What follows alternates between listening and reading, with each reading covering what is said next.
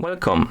In front of me I have Samsung Galaxy Watch6 Classic and I'm gonna show you how to change the ringtone on this watch. First we need to wake up the screen on our watch, and you can do it by pressing the home button.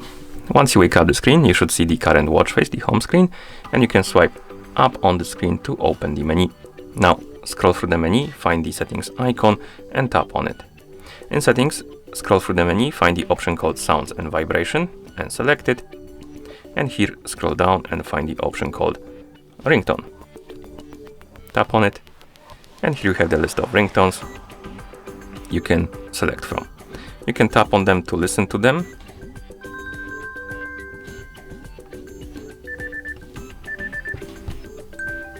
Okay, find the one you like, select it, and then you can swipe right on the screen to go back.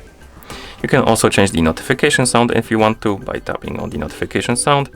Again, you have the list of sounds.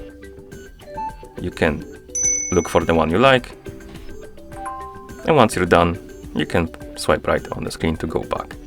And once you're done changing the settings, the ringtone, you can press the home button to go back to watch face.